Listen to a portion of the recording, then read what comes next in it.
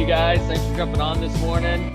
Appreciate you guys. So first things first, I know we have some new staff and new people, I'm sure, across our offices that'll be watching this here maybe today or later next week. First things first, for you guys that are new, this is our YouTube channel, Klear channel, Klear channel. I started this YouTube channel about 2 years ago. We have just over 100 uploads to YouTube. We have close to 1,000 subscribers, and I'm incredibly grateful that you're helping me fulfill my mission. And my mission is to help change the world one leader at a time. I did a call this week with my social media team where they kind of give me all the data around the channel and how many hours are watched. And literally there's over 100 hours of watched YouTube this past month for people, my guess is within our organization, maybe even outside the organization. So for you guys that are new, you guys know the rodeo. Look around, find some people that haven't been on in the office.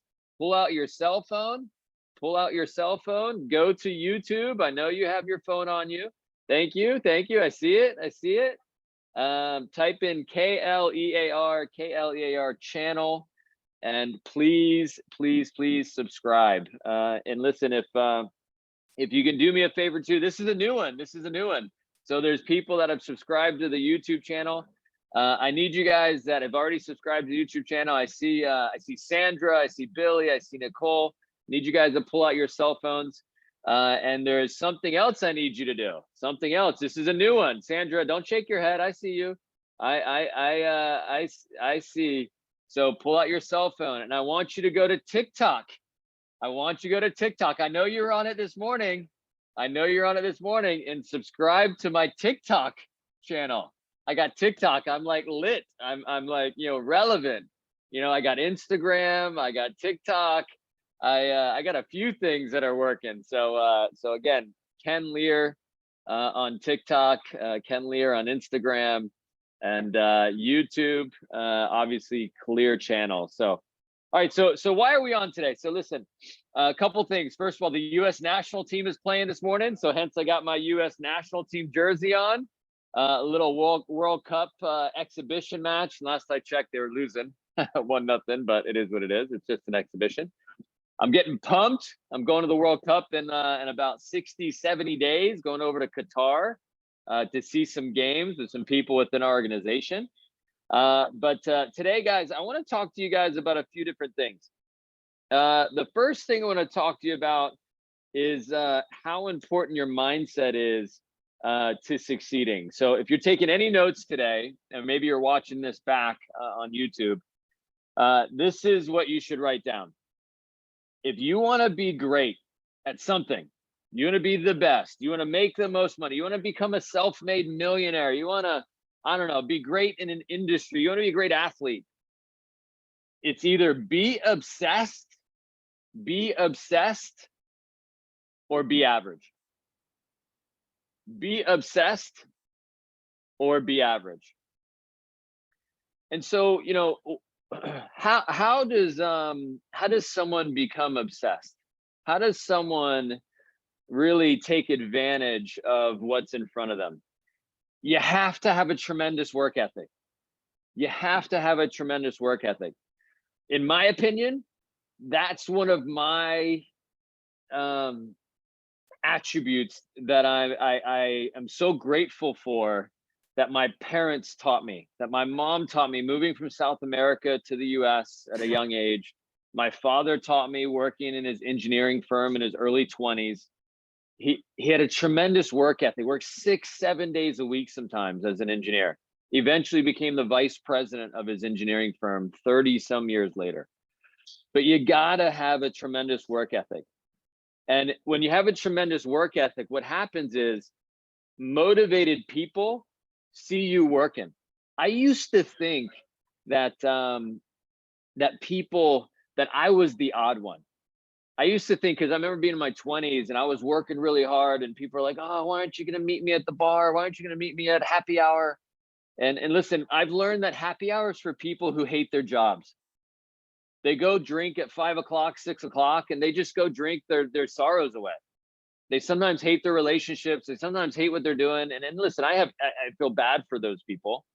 But I used to think that I was like the odd man out, but I started to realize that I wasn't the odd man out. I was around the wrong crowd. I was around the wrong people. The people that are working, the people that are grinding, the people that want more out of their lives are putting more into their careers. Eventually they're going to meet. Like they say, doctors marry doctors. You know, successful entrepreneurs typically have successful partners. Like it works out that way. The world kind of, you know, people that don't keep up with you, they eventually, unfortunately, weed themselves out of your lives, and then the right people show up that push you and motivate you to accomplish. And listen, if you want my respect and you want respect of people within our organization, if you're in our company and in our offices, if you want the respect of the, you know, I don't know, the top performers in the business, then you need to perform.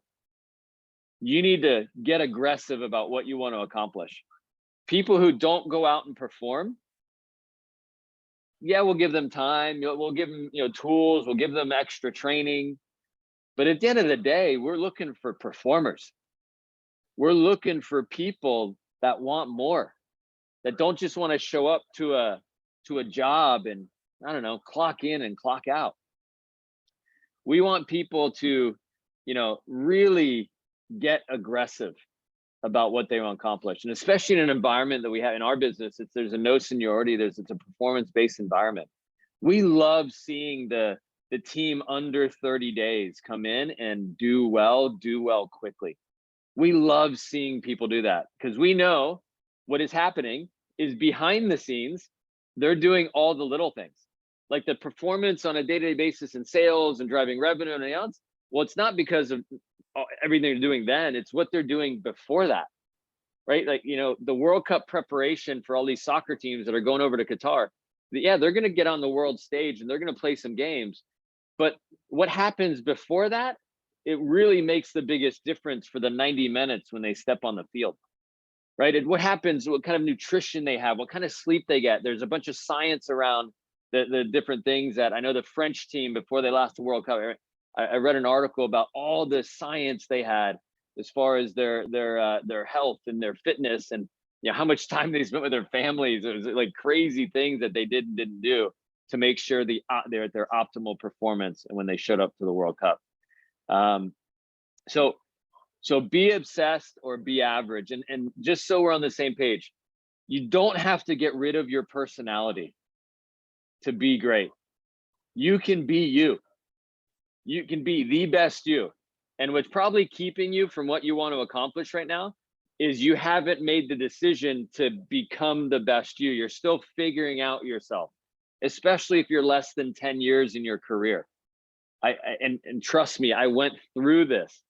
I went through the times of you know, thinking to myself, well, maybe it's okay to make 30, 40, 50, 60 grand. Maybe that's okay. Maybe that's all right, a good life. And I'll tell you, there was moments of my career when I realized that I was so grateful that in my 20s that I didn't take the easy route. I remember my mom got sick with cancer. I ended up buying a $6,000 filtration system, a pH balanced system to redo the entire house in Florida, so she'd get the proper care, because there's a ton of studies that were done around the type of water people were drinking and how that affected their health. And if anybody that knows what I'm talking about, there's like water filtration systems that do that. And I literally bought it on after I went to a couple meetings about it, $6,000, wrote a check, and I got it set up in the house weeks later. Because I wanted that type of control of my life. I wanted, when I needed to come through for my family, when I needed to come through for people that I loved, I wanted to have the ability to do that. I never wanted to, you know, be in a position where I had to say no. If I believed in something and I wanted to put money at something, I wanted to have the control to do that. Early in my career, before I started in this industry, I really never picked up a book. I had open book tests in college. That was probably the only books I opened, because you needed it to pass the test. When I got into business, and I fell into this organization, fell into this idea. And I learned that if I read a sales book, the book was Sales Closing for Dummies. I have it actually behind me. And I realized that if I could read this book about sales, and I read this book about how to interact with customers, how to overturn objections, how to relate to people, how to present myself, and more than just what the business was teaching me. And I saw my income double within 90 days, literally double. And I remember thinking to myself, why doesn't everyone do this?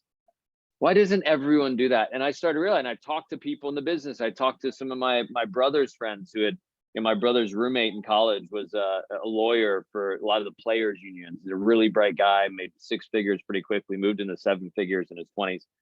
And I remember asking him like questions around, why don't more people do things like this? And he's like, just more people, they don't want to. They don't want to. They choose other things over what they're doing. The value of their time isn't spent educating themselves and putting themselves in a position to win.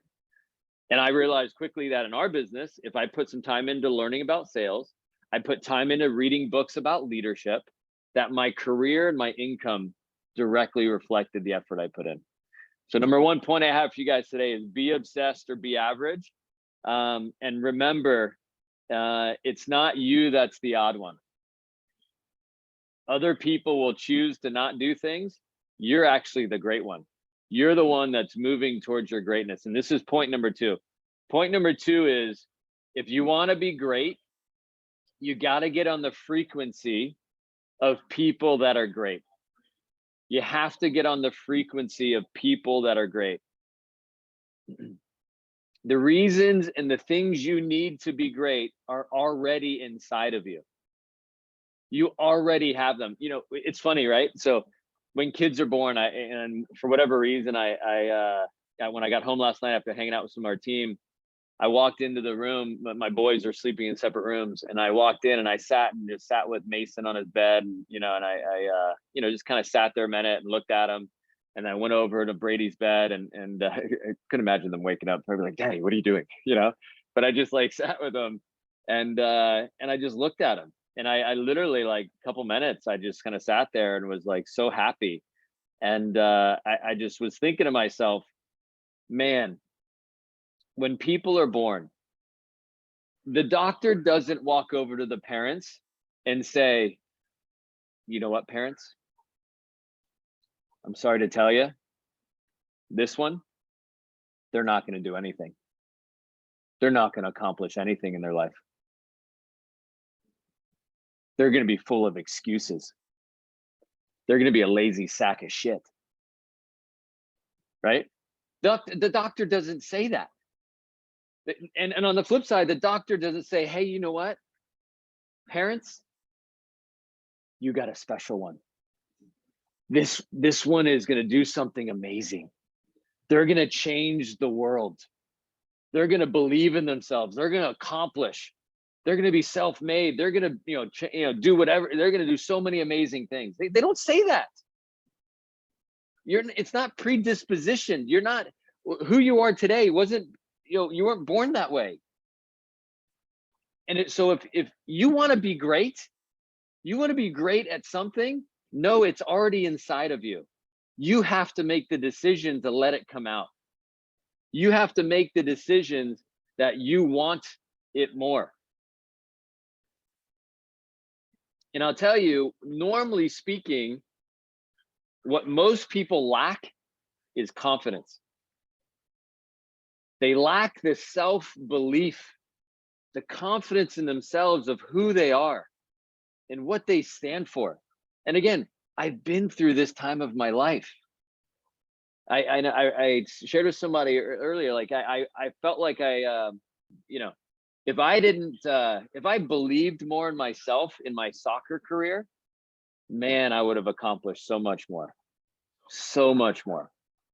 And an interesting thing is in your mind, right? There's your mind is full. It's a vacuum. It just kind of goes around and around and around. And there's, little seeds that get put into your mind in your day. There's seeds of positivity. There's seeds of negativity. There's lots of seeds. And whatever you water, your mind is like the earth. wherever plants are down, you know, you could have cyanide, you could have roses, you could have something awful and something amazing. Whatever is watered in your mind will grow. So if you are going out in the sales we do, in the last 2 weeks, you've been dog shit in performance, then the reason is probably what's going on up here. You're feeding the wrong things in your mind. And now in the last 2-3 weeks, and then maybe the next 2-3 weeks, if your performance is 2, 3, 4 times what it was in the past, which fourth quarter in retail, I mean, this is the quarter that it should be overflowing in my eyes, then it's probably because you're feeding the right things. You're watering the right seeds. So remember that the mechanics of what you do, the hello, the presentation, again, in the sales industry and all of that, the mechanics, that's just a part of it. The intention is what helps you get what you want. If your intention is pure, your intention is to improve, your intention is to make progress, then that's what will happen, right? So focus on the intention, focus on what's inside. Remember, 80% of performance is energy and positive energy. 20% is the skill. And that's why it's so funny, because I see people all the time, and obviously in the business we're in their first 2-3 days, they're like closing sales and they know nothing about what they're doing. But they're just like, hey, I got this great deal with internet. I got this great deal with TV. I got this great deal with cell phones. And the customer's like, okay. You know, it's like, all right, great. You know, and then they just sign up, press hard, 3 copies, you know, like it's just so interesting. It is all energy. And so keep that in mind. Now, again, if you want to increase your productivity, increase your energy, increase your activity, right? Talk to more people, ask more questions. You want to grow in leadership and you want to get ahead in business, ask more questions, right? Get around more leaders, get around people that are pushing you to be great, right? But what you need to get there, you already have inside of you. And keep in mind, as you push yourself to try to get on the frequency of greatness, there is going to be people that will give you resistance. They will get in the way. They will try to knock you down. They'll try to say you won't do it, you can't do it, you're not worthy, but whatever. And that's unfortunate that people do that. But trust me, the ones that are already on the frequency that you want to be on, they're going to respect you. They're going to admire your effort. They're going to say, man, I remember when I was doing that myself. Because they've already gone through that climb. They've already gone through the things that you're going through. And so, you know, I remember I watched this ESPN reel about Kobe. Obviously Kobe's a legend in the basketball field, but Kobe early in the league, he would he basically told some of the players that you know, he didn't want to talk to many of the other players in the teams. He just wanted to talk to the GOATs. He called it GOAT Mountain, right? The Jordans, the Larry Birds, the big time players of basketball. That's the only people he wanted to talk to. And it's interesting because all of the people he spoke to that were the GOATs of the time when he was a rookie, again, they admired his work ethic. They saw what he was doing. When there was other players that were like, why is he doing all that stuff? Why is he working so hard? Right? So keep that in mind. So number 2 is you get on the frequency you already have inside of you. All right, and then number 3, because I only got a few minutes left here, I'm going to combine my next 2 points into one. The next 2 points are, what are you made of? What are you made of? And I would ask myself, what is one word that describes me? What are you made of? I'm going to go around the horn here. Tanya, I see you on the call this morning from South America. Tanya, what are you made of? Competitiveness and passion. Competitiveness and passion. And just for the record, Tanya, in her peak of her athletic career, well, keep me honest, What's the number? More 287. You were 287. She was 287, number 287 in the world of tennis. In the world, every human, all humans that play tennis, she was ranked 287 at one point in the world. It's fucking nuts. Most people weren't like number 287 of their high school. You know, she was of the world at her peak. So passion. Let's see here. Alethea, I see you guys in the Carolinas. What are you made of? Resilience and positivity. Resilience and positivity. I love it. I love it. So I would ask myself that, and I don't have time to go around to more, but ask yourself, what are you made of? In one word. And I would say my word is bold. Fortune favors the bold. And the reason why fortune favors the bold is because when you look at things like there's stepping up or stepping down, right? I step up. There is responsible and irresponsible.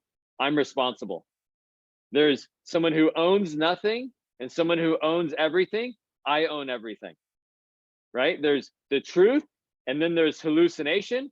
I speak the truth, right? There's faith, and then there's distraction. I have faith. There's cause and there's effect. I'm the cause, right? I'm bold. I decide and I choose to see certain things. And I'll tell you, I'll leave you guys with this. I know a lot of you guys were in school, college, high school, whatever, have taken a lot of tests, right? I remember taking an accounting test in college my freshman year. I had to get a 90 some, I don't know, score on the test to get a 70% in the class because I partied like a fucking rock star my freshman year. Like I played soccer and I partied. I'd go to the fraternities, I'd party, I'd play some more soccer, I'd go to the fraternities. I mean, Penn State, I mean, that's just what Big Ten's all about, baby. Right? And I had a really good time and my grades definitely suffered from it. Tell you that. But my final test on accounting, and I tell you, they suffered so much. I actually had like a 2.7 or something. It was really bad, to be honest. And it almost affected my scholarship. But these tests we had, right? And accounting and finance and biology or whatever, that we all had tests in college. And I would just tell you this, the most important test that you are going to take is the test called life. Life will test you more than that accounting class I took in college. Life will test you more than the biology class I took in college. And I will tell you, being a dad now, I'm coaching a bit more and more. I'm getting reeled in to coach my son's soccer team because they knew I played overseas and all this other stuff. So they try to get me to participate, right? And I'll tell you, watching Brady play and trying to do my best to help him in certain scenarios in his games not make mistakes, and then he doesn't listen and then he makes mistakes, rips me apart. But I understand the big picture. The other night, they're playing the best team in the state. They're like the third best team in the state. The players, when it comes to player by player, we have a better team. The kids are good. The first 10, 15 minutes of the game, the kids were overwhelmed and they get a little too hyped for like the big game when they just got to be them and they just got to play their game. In the first 10, 15 minutes, Brady's marking, because he's like a defender, midfielder, whatever. He's marking their best player off of a corner kick. The kid, ball comes across. I'm screaming at him to step in front of him, put his hand up and get in the kid's way because he's a pretty good player. And then he didn't react quick enough and he didn't see what was happening. The kid got a step ahead of him. Ball comes across and deflected it in the back of the net. And Brady just got there a second too late to clear the ball, right? And then next thing you know, he looks over at me and I'm just like, hey, come on, let's get back in the game. And waterworks. He's crying like crazy. And coach looks at me, I look at him, and I'm like, get him off the field. There's no crying in soccer. Get him off the field. And so we sub him out. He walks over to me and he just stands next to me, right? And he's like kicking the ground. He's crying. He's like really, really emotional. And I just stand there. And he's waiting for me to say something. And I looked at him and I said, Brady, it's okay to be emotional. It is okay to be emotional. Get it out. It's not okay to stop. We got a lot of game to play. It's okay to be emotional. It's not okay to stop. And I'll tell you, I wish I could help Brady not make the mistakes on the field. It was his mistake. And they ended up losing the game 2-1 for the record, right? He helped set up the other goal, whatever. They ended up losing the game 2-1. After the game, we get in the car and I say, hey, Brady, how you doing? Waterworks again. He's crying. He's upset. He's mad. And I said to him, I was like, Brady, you want to talk about it? No, I don't want to talk about it. Okay, cool. And I said, hey, do you want some ice cream? He said, yeah. I was like, okay, cool. Where do you want to go? He's like, Dairy Queen. No problem, brother. And hey, listen, I want to tell you, and mommy and I want to tell you, you made a mistake. You know that, but you kept fighting. I care more about the effort you put into this game than the result. Remember, the effort will get you the results long-term. It's not this game. And for the record, most of those players won't play in the pros. If you want to play in the pros, you have to learn from these mistakes and you have to grow up and make changes, right? And again, I wish I could help him remove that emotion, but he has to lose. He has to feel the pain, right? And in his life, he will be tested. That's how people get through to what they want to accomplish. So just remember that the biggest test isn't going to come from school. The biggest test we all will have is the ones that we go through ourselves. And you will make choices to learn from those tests.